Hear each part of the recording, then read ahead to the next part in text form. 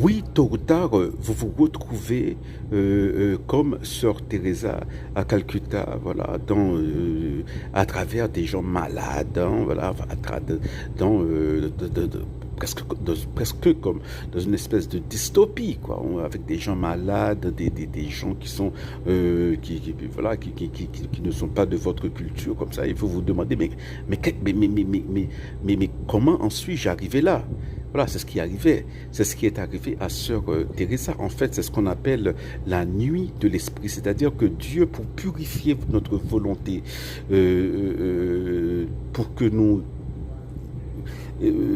agissions pour Dieu lui-même, mais uniquement pour Dieu, eh bien, Dieu nous enlève cette impression ou cette conviction que nous avons, que nous travaillons pour lui.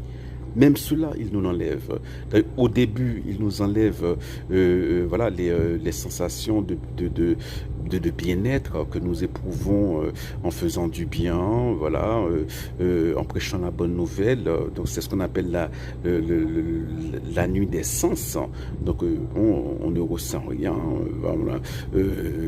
Longtemps, lorsqu'on parlait de certains passages de l'évangile, vous aviez, voilà, comme vous étiez touché, voilà, vous ressentiez des choses. Mon sauveur, mais donc après quelques temps, même ces sensations, Dieu vous les enlève. Hein. Donc c'est ça la nuit des sens. Hein. Voilà, bon, vous ne ressentez plus rien. Après, hein, il va passer à un degré supérieur pour purifier. Le but de tout cela, c'est de purifier votre volonté, hein, que vous ressembliez le plus possible au Christ sur le chemin de la croix. Père, que ta volonté soit faite, éloigne cette coupe de moi, mais si c'est ta volonté qu'elle soit faite. Donc, vous faites cela pour Dieu uniquement. Donc, la deuxième phase, c'est que Dieu vous retire, voilà, même la sensation, pas la sensation, même l'impression, la conviction de travailler pour lui intellectuellement. Même cette conviction intellectuelle que vous aviez, qui était un peu votre réconfort, eh bien, il vous l'enlève.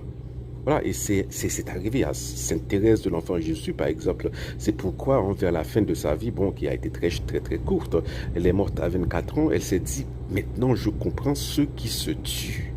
Voilà, donc Dieu veut plus